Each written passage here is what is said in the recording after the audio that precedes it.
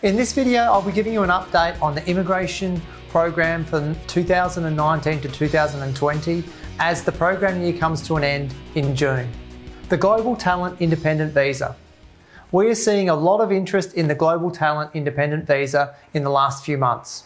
There are about 5,000 places available for this program, but as of January 2020, only 227 GTI visas had been granted. As the program year is coming to an end, many people are trying to secure one of these spots for a fast-tracked to Australian permanent residency visa. In an interview in May 2020, Acting Immigration Minister Alan Tudge hinted at potential developments in the GTI program in the post-pandemic migration plans for Australia. We will be providing regular updates on the GTI visa, so make sure you subscribe to keep up to date with the latest news on this exciting new visa. GSM or General Skill Migration. There was a huge fall in the number of invitations for the 189 and 491 family-sponsored visas in the last Skill Select invitation round. Before the Australian border closures in March, there was 1,750 invitations issued for the 189 visa and the 300 invitations for the 491 family-sponsored visa. In April, after Australia closed its borders, only 50 invitations were issued in each of the subclasses.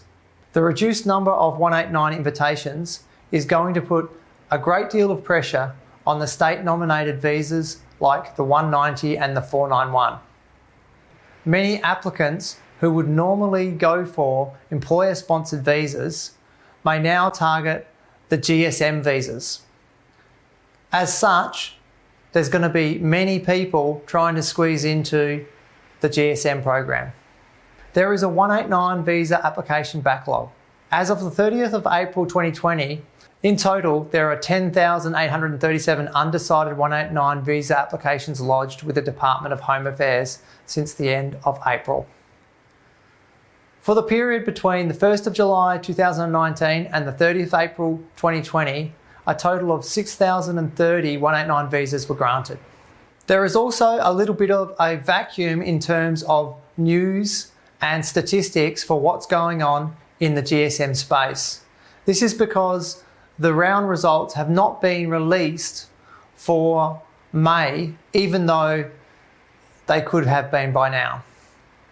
This means that we're not sure how many invitations were issued or what the points were that were required. The result of the low number of invitations for the April round was that the points requirements were very high. 95 for most occupations and 100 or more for things like accountants. Having discussed the requirements for Skill Select and the 189 and 491 family-sponsored streams, we're now going to look at the state sponsorship requirements, which is relevant to the 190 and the 491. The 491 is the popular boom visa of the time. Even though many people don't want initially to have to live and work in a regional area, the fact that there is a large number of them available has meant that many people who can't qualify for other visas are now lining up to get the 491. New South Wales 491 nomination applications are open. New South Wales is finally opened for applications from the 15th of June 2020 for 2 weeks ending on the 26th of June 2020. All state nomination applications are to be decided before the 30th of June 2020. You will need to have, firstly, an occupation on the New South Wales stream of the Regional Skilled Occupation List, and secondly, have been living in a designated regional area in New South Wales. When the applications first opened, the requirements were much stricter than this. 4 days after the applications opened, the requirements were eased. It's clear that the New South Wales government is feeling the pressure to use up their 491 nominations quota before the end of the program year on the 30th of June. Northern Territory update. The Northern Territory has announced changes to their nomination criteria, which will come into effect from the 1st of July 2020. To be eligible for the 190 nomination, Northern Territory graduates need to, firstly, have completed 2 years of study in the Northern Territory. Secondly, have lived in the Northern Territory for at least 6 months after completing their studies. Thirdly, demonstrate genuine efforts to obtain employment in their nominated occupation. Fourthly, show ongoing commitment to live and work in the Northern Territory. Northern Territory graduates who have completed 2 years of study may still be eligible for a 491 nomination if they are not able to meet all of these requirements. Offshore applicants will only be considered for the 491 and must have been employed in their nominated occupation for at least 12 months out of the last 24 months prior to the application, or to have relevant Australian qualifications. Victoria. Victoria has reached its quota for the 190 and 491 visas and has closed its program. Applications received prior to the closure on the 28th of May 2020 will continue to be assessed, and priority is being given to occupations in sectors critical to the coronavirus response in allocating remaining nomination places. New applications will be accepted in the 2020-2021 program after the 1st of July 2020. Queensland. Queensland has also announced closure of its 491 program from the 15th of June 2020. Applicants who have been invited to lodge documents will still be processed up until the 30th of June 2020. If you've not received a nomination by the 30th of June 2020, it will mean that you will need to submit a new expression of interest once the program opens again in the new program year in July.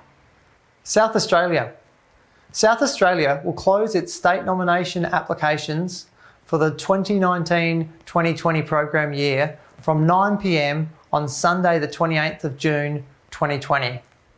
Applications for the 190 and 491 skilled migration program for the 2020-21 program year will be open at the date to be advised. Tasmania. The Tasmanian government are taking a flexible approach to the state sponsorships for applicants affected by COVID-19 travel restrictions. Tasmania will accept online study with a Tasmanian Cricos provider completed during the period courses were not able to be delivered on campus. Applicants must have been living in Tasmania during this period and must have completed all their study in Tasmania. Graduates who have completed study in Tasmania but are unable to return after travelling overseas are eligible for consideration if they're able to provide evidence that the course was completed in Tasmania and they were unable to return due to the COVID-19 restrictions. They must show that they were genuinely affected by the travel restrictions and intend to return to Tasmania. Applicants who commence study with a Tasmanian institution but have had to continue their studies remotely due to COVID-19 travel restrictions will be considered in the following circumstances. Firstly, if they completed a 2-year academic course and arrived in Tasmania soon after the restrictions were lifted. And secondly, lived and studied in Tasmania for a period of at least 12 months. Partner visas. Currently there's a backlog of up to 100,000 partner visa applications. We've noticed from our own migration practice that onshore partner visa applications are still being processed and that there's a number of decisions in the last few weeks. There doesn't seem to be much processing of the offshore partner applications at the moment. Unfortunately, the subclass 300 prospective marriage visa applications for fiancés are not being processed currently because fiancés are not exempted from the Australian border restrictions. As the coronavirus is coming under control in Australia, restrictions are being eased and we're seeing many businesses opening again. At the time of filming this video, Australia has managed to reduce its coronavirus caseload down to fewer than 470 active cases. Of particular interest are English test centres and Bupa Visa medical services that are now taking limited appointments again.